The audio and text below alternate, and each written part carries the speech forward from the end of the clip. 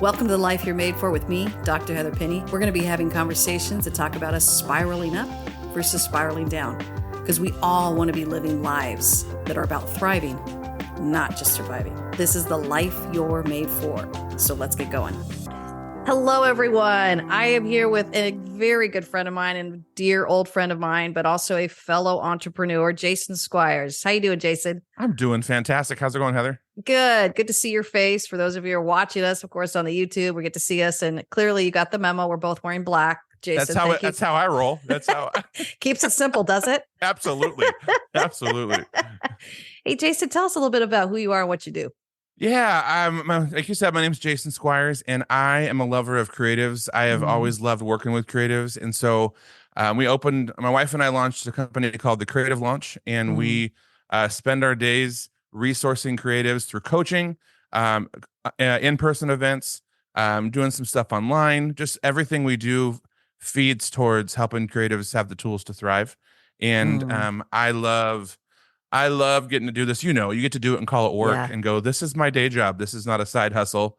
It's not like a thing that I hope to do someday, but like I get to spend my time actually seeing the light bulb turn on and giving these guys, there's a reason artists have managers. And so that's where we come in and just go, hey, let's work together and help you be better. Yeah. I got to ask this question. We were talking a little bit briefly before I pushed record. Yes. We're our own bosses, and moving into these spaces of leading and coaching and teaching, I have found that sometimes I am the worst boss that I've ever had. And I'm learning also, I get to manage myself better than probably I am used to. So I guess I want you to speak to that as a fellow entrepreneur. And I think it's helpful to any of our other listeners too, whether you're an entrepreneur or working in a company or just working wherever you're at. Learn how to manage yourself. I think I learned a ton about that from just owning my own company. Can you speak a little bit to that, Jason? 100%. It's like the up and the downside. When you get started in your day, you are in charge of what is getting done. Yeah. And there's nobody telling you what to do except when the bills come and you don't have the money to pay them.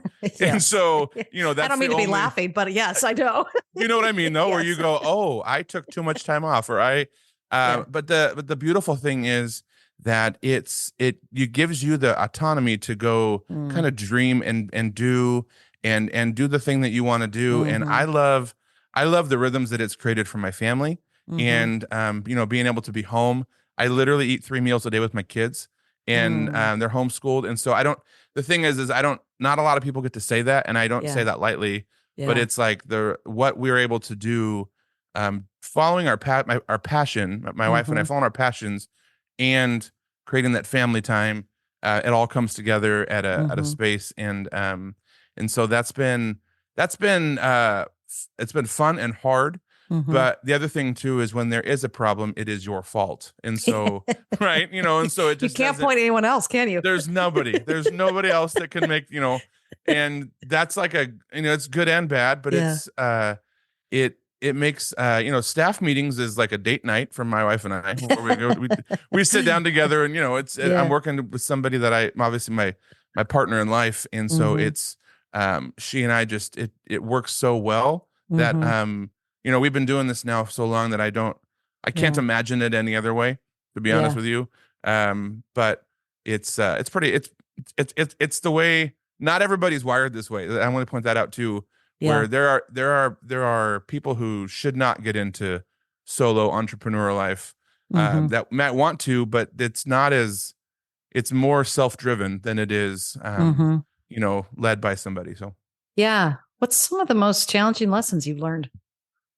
What are some of the most challenging lessons? Yeah, I'm going straight for the core here. Wow, you're just going right in. Right in. Take a dive. Well, the thing about what we do is, with the Creative Launch, it's content that I've come up with and driven, and the thing is a lot of it's self-taught. Like I'm learning something about myself as a creative, and I'm turning it back around to help others. And so you are you're on display in conversation, and it's not, we don't do the 3 easy steps to an easy life or a better life. It's more You're more learning about how to be better at what you do. And so when you're teaching that, it's raw and Mm-hmm. it's open and Mm-hmm. it's not uh it, it's a lot of that, which can be emotionally draining, physically Mm-hmm. draining.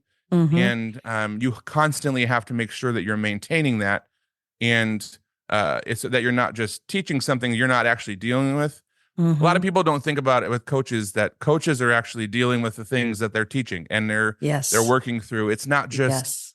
we don't just go and teach you how to do the point A, B, and C. It's like, no, I actually am doing A, B, and C. Yes. I might just be a little bit farther ahead of you than you are, but I'm here to guide you in this process and know that it's a daily fight. And so I think that's with this specific way of a Mm-hmm. company, the specific thing that we're doing, that is we're not just selling a product. So Mm-hmm.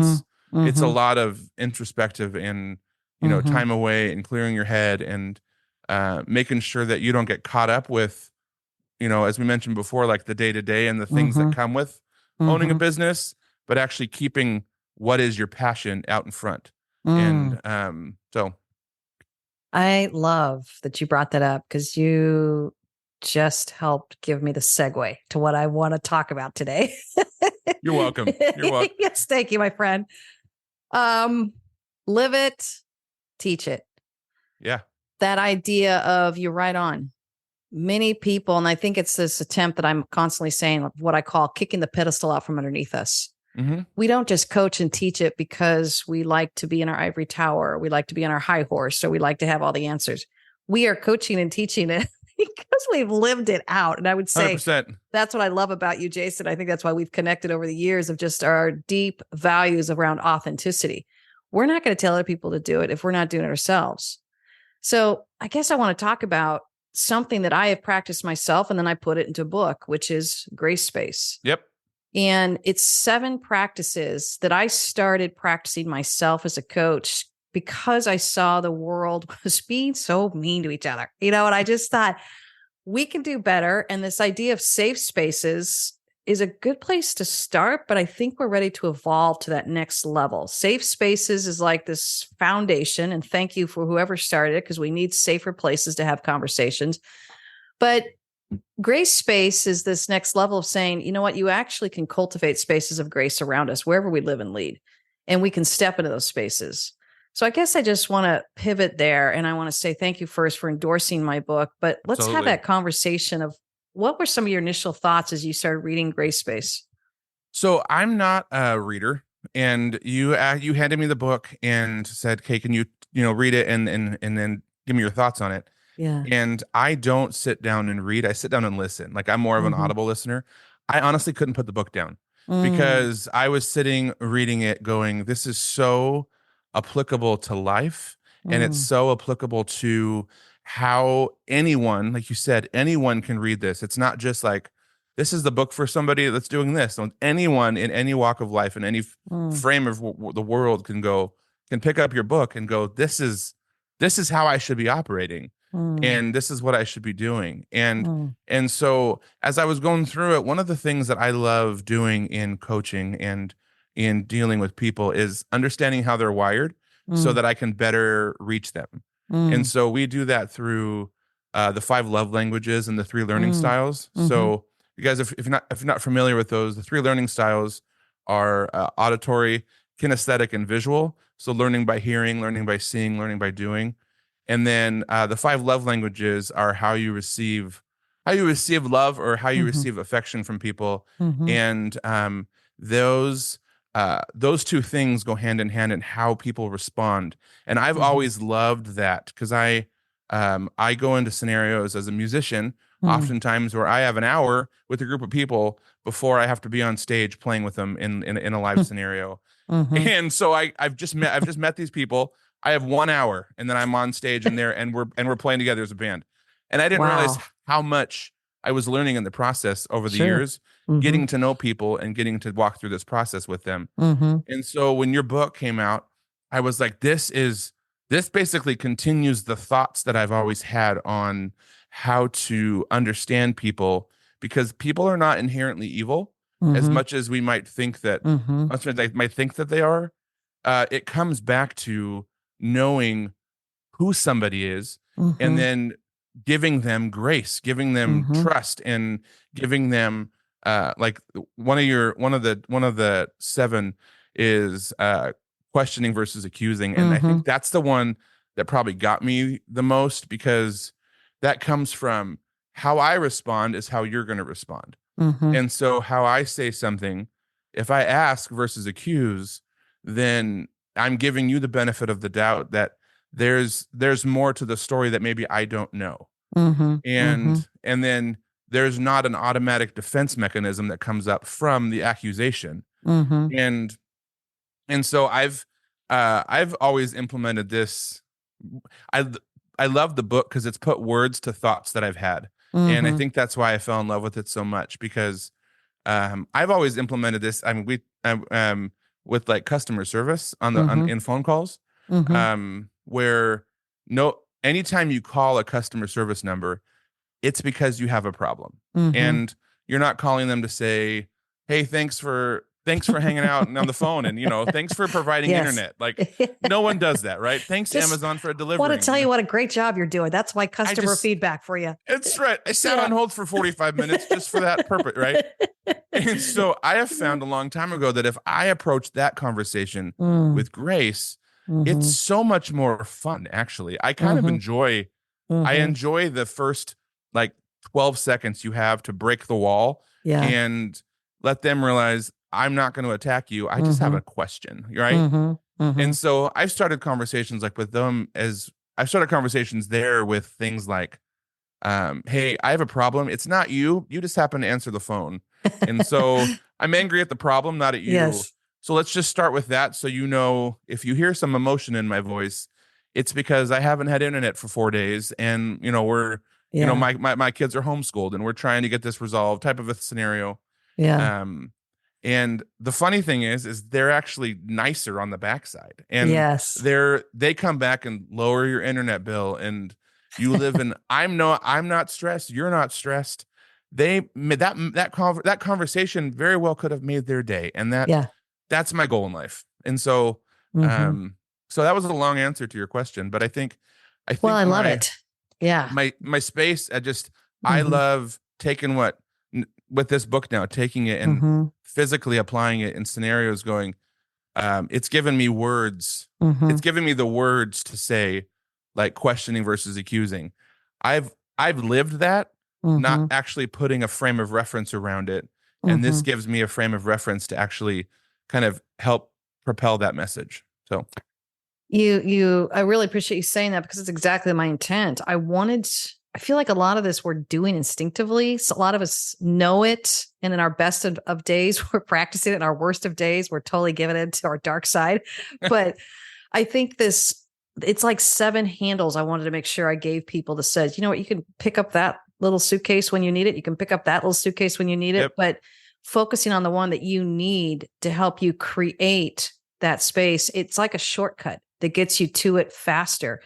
And it's also wonderful too when people are accusing you instead of questioning you. You're like, oh, I'm finding myself getting pretty irritated at you because you're actually accusing me instead of questioning me. And it gives you language. I've been yep, able to say, hey, I would love to have a conversation with you, but I just keep feeling accused.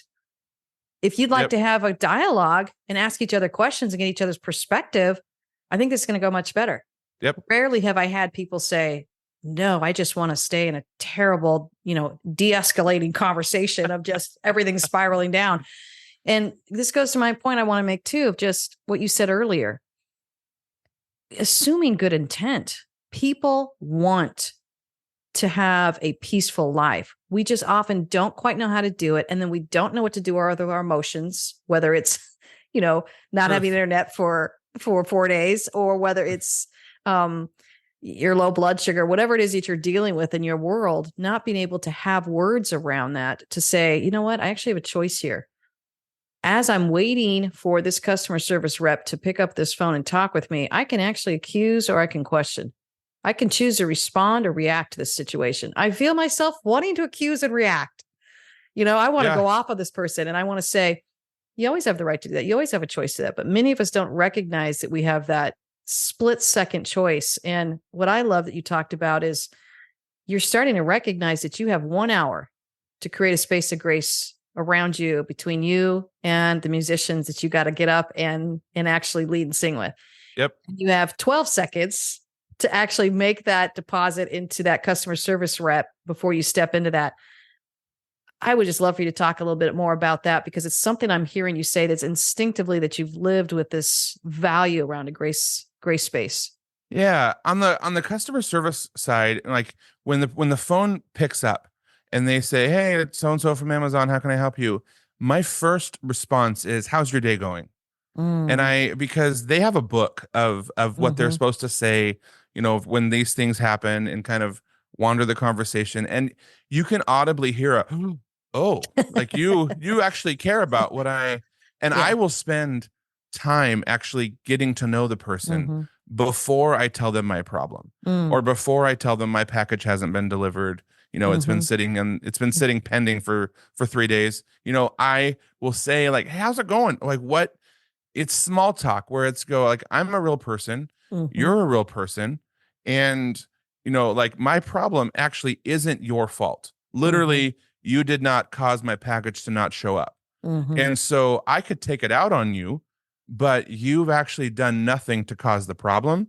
I'm just projecting my problem on you, hoping you can wave your magic wand and get it fixed."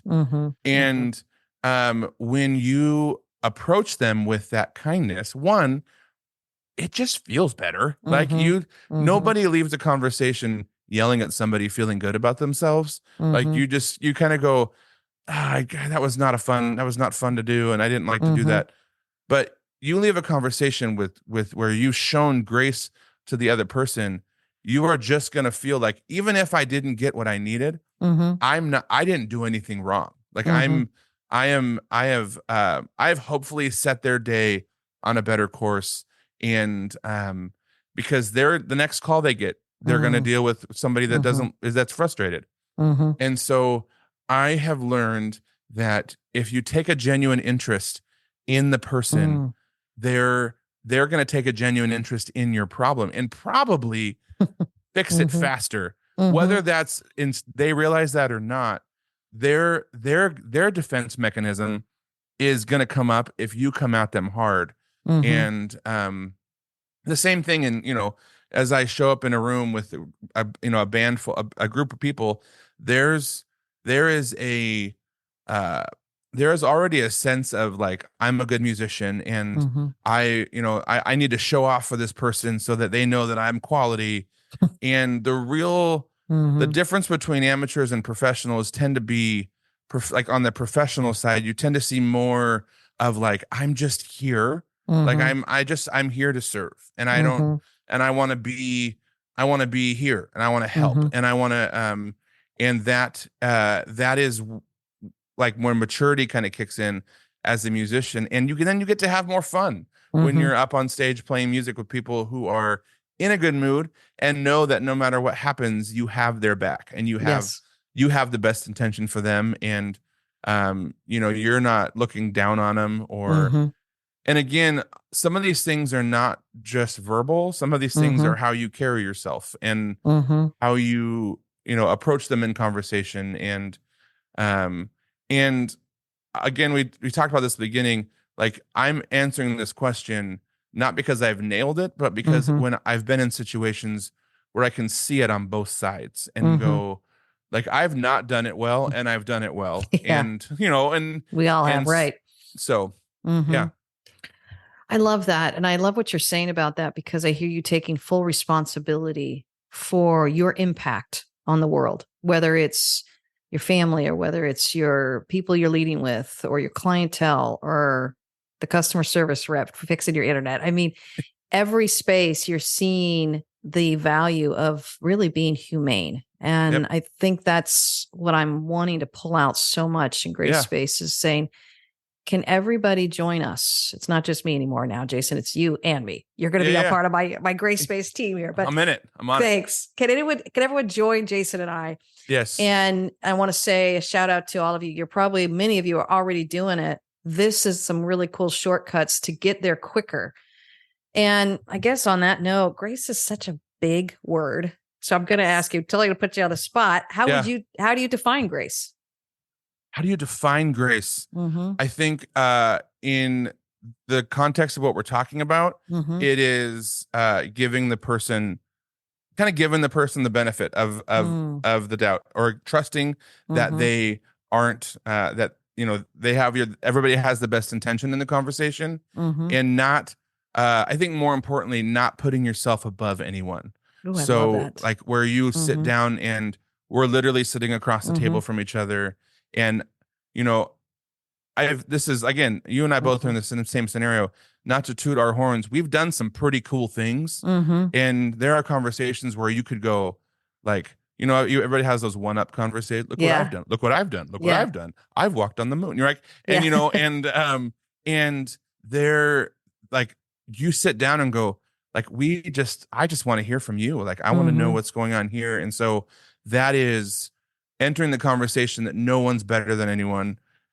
Is, I think, in this context, a bit, I might would say, the definition of grace, as opposed to coming in, like a Mm-hmm. bull in a china shop and just, knocking things over, knowing that you are causing problems as you enter the Mm-hmm. conversation. Gosh, I love that definition.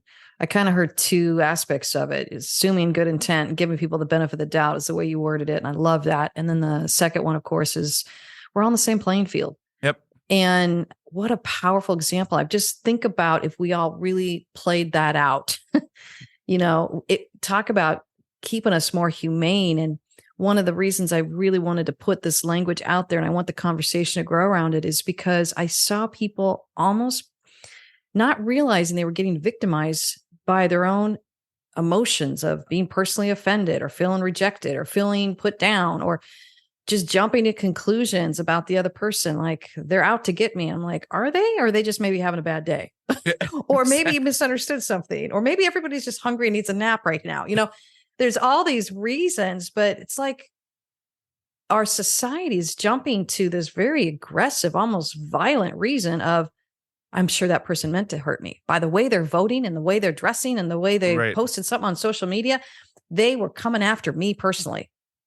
Talk about a victimization approach. Right. And I think grace space, I tell people all the time, not to be confused with being passive. It's not a passive response to our world. It's still very assertive and very powerful, but it holds a whole nother level of power there that I think we can offer and invite people into. Do you have thoughts on that? Oh man. Yes. I'm sitting back, like, I love our conversations, and I'm over here taking notes while you're talking, and yeah, I think that you talked about the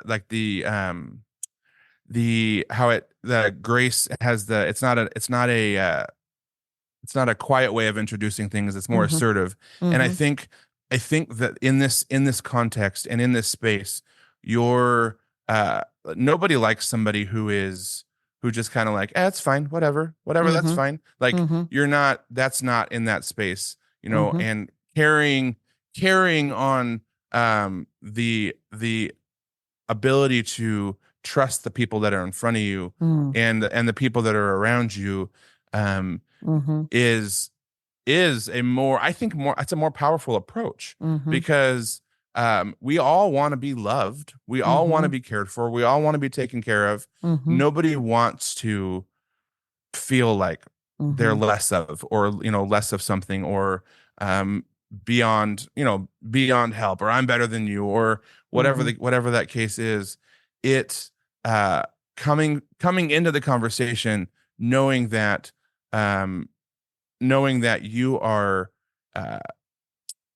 what I say is important.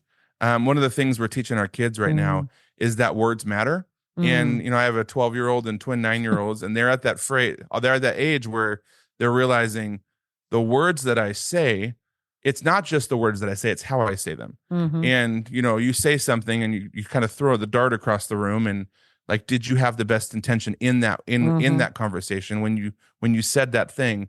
And it's been interesting.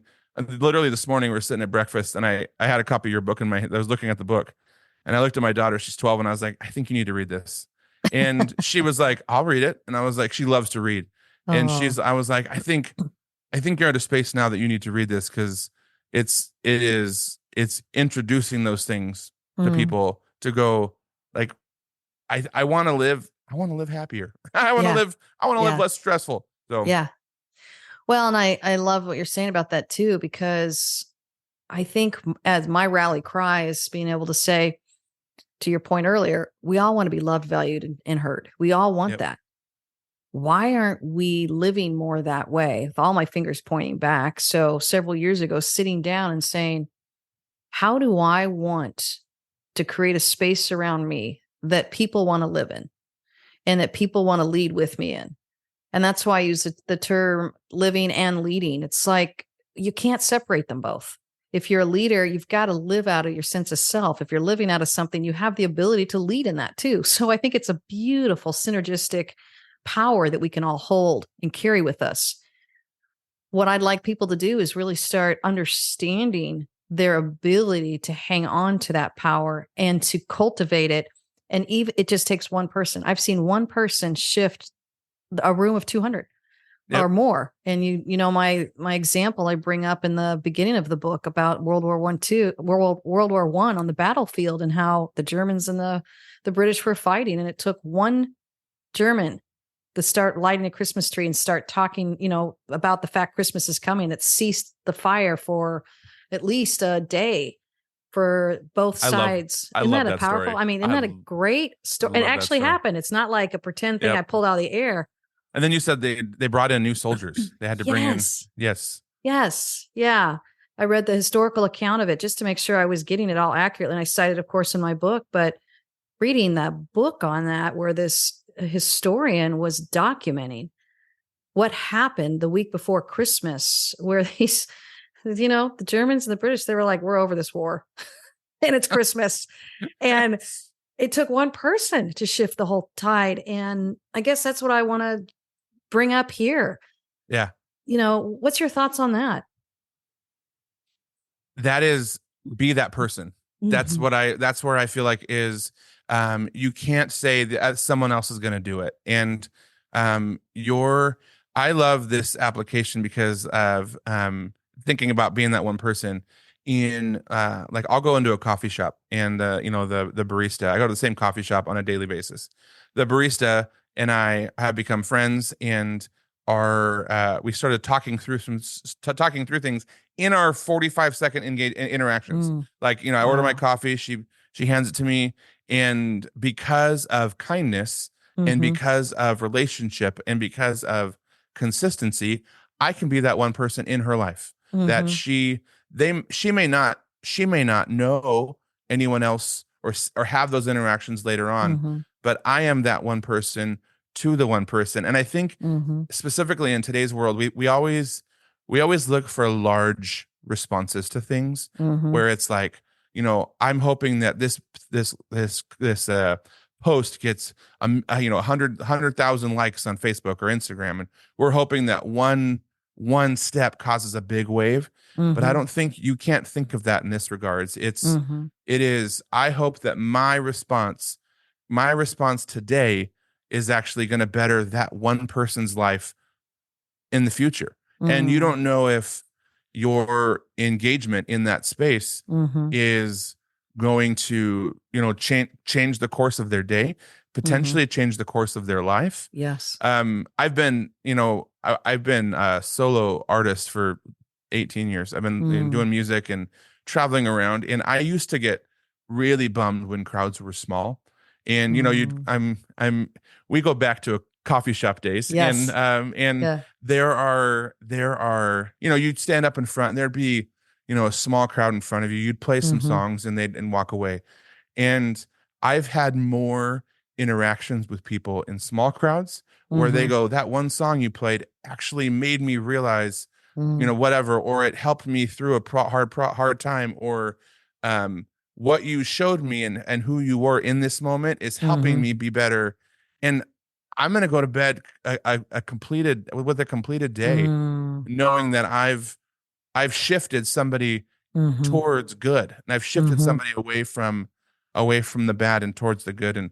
Um and I love I was really during COVID when you had to wear a face mask Yeah. everywhere you went. Like I hated not being able to smile at people in the Mhm. grocery store or because that's how you can send like you can look at somebody and maybe brighten up their day just by Yeah. smiling. Yeah. You know, you make eye contact. You're like, are you mad at me? Are you Yeah. happy? Are you smiling? Are you sticking your tongue out? I don't know what's happening behind your face mask. Yeah. So when the Mhm. masks came off, I was like, oh my gosh, I didn't realize how much I was even feeling like, I'm Mm. not engaging with people in the same way because I can't see them, right? Yeah. And Yeah. so it's all about being the one, I love it. 100%. Be the one. Be the one.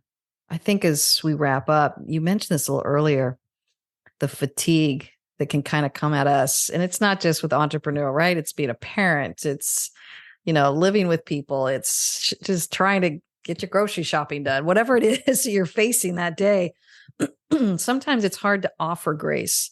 And I think you and I both know we got to refuel. So Yep. what do you do to kind of fill your own cup before you can pour it out and offer to anyone else? I have learned that busyness is my Achilles heel. Like Mm, it is. I'm able to when I get busy is when I get scattered and I start being surface level mm, with what I'm doing. mhm, And I have in the last couple years gone through a process where I have determined what my why is, meaning why am mm, I here and what am I doing and what's my goal in life. mhm. And I have now filtered all of my interactions through that. Mm. So if you were to look at my schedule, you would go, does he do anything? Like, does he, like, he doesn't have he's an entrepreneur. He is lives, he has a family of 5, lives in California and is self-employed and has no guaranteed income. And yet they somehow Yeah. pay their bills. And it's understanding like I am Mhm. only doing the things that I know will fuel me, and I'm only doing the Mm. things that I know will uh serve my purpose as Mhm. and as the director of the creative launch and just me as a human. And Mhm. that has really it's given me the ability to say no to things where I'm like, that would literally just drain me. Like Mhm. I can't Mhm. explain it, but that would just by Mhm. me doing that, I will be physically drained and not as productive in Mhm. as what my goals are over here. Mm. And it's walking through that process, and it's a longer than just a short answer, but has been has helped me stop and realize. And the last thing I would say Mm. is solo days Mm. are something that I've implemented in the last year, and that is getting away from the day to day. So Mm. being in Sacramento area, Southwest is amazing, and I will get on the first flight to San Diego. So we go to San Diego. So Southwest gets us some great flight deals. I Mhm. take the first flight out and the last flight home, and Mm. I will go to San Diego. I am out of my Mm. circle. I'm not going to run into anyone. Mm. I'm not gonna get distracted by I need to go to Costco and do some grocery shopping. I need to go Mhm. meet with somebody, and I can just spend a full work day. So like Mm. 9 a.m. to like 8 p.m., like a long day, Mhm. and be 100% by myself, clear my head, and help actually um, fuel the next season for us. And so I Mm. do that about probably every 6 to 8 weeks, and it is one of the best things I've ever started to do. Mm. And I come home every time refueled, re-energized. I've gotten a lot of work done where I normally wouldn't have, and Yeah. a lot of future planning and stuff like that. Mhm. And so I call it a solo day, and it is, I Mm. mean, from anyone from leaders to creatives to Mm. past to whoever's listening, like Mhm. that is something that for at least for me and hopefully for Mhm. you would refuel where you're at and help you be the best version of you. I love it. I think that's a perfect place to end. Thank you so much, Jason. It's so fun having you on, and you're right. We could Yes. we could talk all day. I And mean, it's how I mean, good cup of coffee and I'm good to go. I mean, yeah, I may jump on that San Diego flight with you, and we both get a lot of work done. Huh? I'm in. I'm in. Got to bring our chaperone though. It's true. That is true. uh, Jason's wife, Casey, is also my assistant. And we always joke that she's our chaperone because our creativity knows no bounds. She ropes us back in and reminds us what is possible, what is probably not really feasible. Exactly. She's amazing. And somehow she does it with two people. She's done it with me for a long time. And she's now doing it with two of us. And Yes. she's killing it. She's killing it, is right. We love Casey. We're Casey's #1 fan club over here. Absolutely. I'm making shirts. I'm making shirts for the Casey fan club. Count me in, man. I'll wear That's one. All right, my friends. So good having you. Thanks so much for just sharing your wisdom and your insight. And I look forward to our next adventure together. Absolutely. Me too. All right. Take care, everyone. Thanks for joining us. We had such a great time today. And obviously, we are all stepping into this life that we're made for. But isn't it nice to have a little bit of support along the way? If you want to find out more about the life that you're made for, come find me at heatherpenny.com. Go ahead and subscribe. Give us a review. That really helps us out and helps spread the word. You get to step into the life that you're made for. Cheering you on.